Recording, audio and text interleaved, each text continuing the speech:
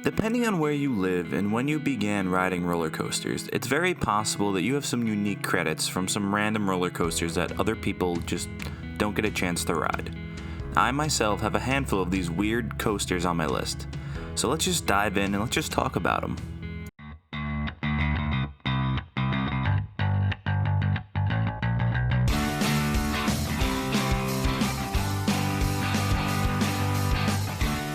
So let's start with some honorable mentions because I'm not sure if this really qualifies as a credit. Some people say it does, some say it don't, either way. But it's the Gen 1 Intimate Drop Towers, and they're one of my favorite kinds of rides. The one I've ridden was Stuntman's Freefall at Six Flags Great Adventure. Now these rides, of which only one remains in the US at Dorney Park, are basically elevator cars that get pushed over a track and it slides straight down and ends with riders on their backs. They then slide back towards the station, are stood up, and that's how it loads and unloads. Simply put, one of the weirdest rides out there, but so fun and definitely a rare find. First up is one from my childhood, Thriller Coaster at Sports Plus in Lake Grove, New York. Now this was basically a Dave & Buster's type place with a couple different small amusement rides thrown in. And they had this coaster that was a simple family coaster. It was built by Wisdom Rides, and it would complete a drop, a helix, it'd go through a back room that was dark, and that was pretty much it. But what made it special and really weird was the theming. Now, the ride would take place mostly in this back room, and it was pretty dark, and it'd have black lights all around, and it had paintings on the wall of ghouls and zombies, it had cutouts and dolls, some of which featured horror icons like Jason or Chucky. The trains were even made to look like coffins, with the pole-bearer rungs on the outside and the red leather.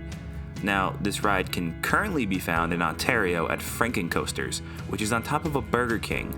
So after not operating for 13 years and opening up in 2020, it somehow got weirder. Next up on this list is a ride that's really more of a dark ride than a roller coaster, but Black Diamond technically has a few drops that make it a roller coaster. Now, the first of two Knoebels coasters, this takes riders through an old-timey haunted mine with multiple animatronic and effects, and it just feels really old school because it is, but it's really quirky and fun. This was actually built by Philadelphia Toboggan Coasters all the way back in 1905 at Dinosaur Beach before closing in 1998. It was then relocated and rebuilt in Knoebels in 2011. That makes this ride 115 years old, and it's just so cool that it's still operating. Next up is a much more modern ride. Wooden Warrior is located at a small local theme park, Quasi, in Middlebury, Connecticut. Built by Gravity Group, this ride has a 36-foot drop and it runs over just over 1,200 feet of track.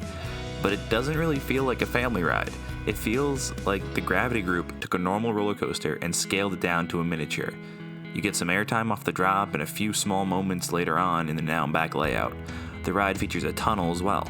The name was actually voted on by the local elementary school. It just feels like a backyard coaster, but it was built by a major manufacturer and it feels more intense than a family coaster, but it's so small and it's in such a small mini park. It's just weird. Now, there are quite a few bobsled coasters out there, but they are a dying breed. Now, how about a wooden bobsled coaster, built to resemble the original ones from the 1900s? How about one that took 7 years to finish building? The crews at Knoebels struggled with technical issues for nearly 6 years till the world's only wooden bobsled coaster would open, and it's one of my favorite credits.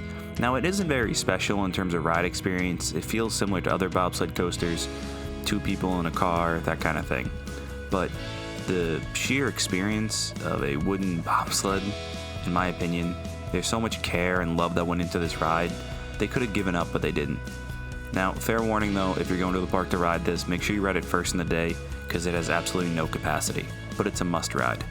Finally, finishing up the list here is probably the most well-known ride on this list, Hollywood Rip Ride Rocket.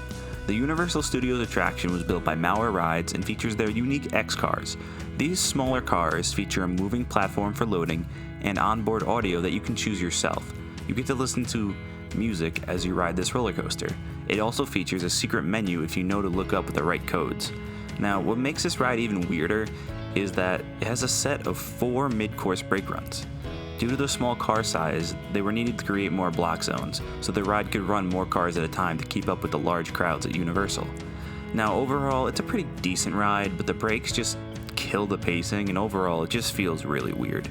So that's going to be it for today. I figured I'd keep this one a little short and ask you guys, what's your weirdest coaster credit? I would really like to dive into some of the weird rides that I haven't ridden, maybe go worldwide, but I need suggestions from everybody.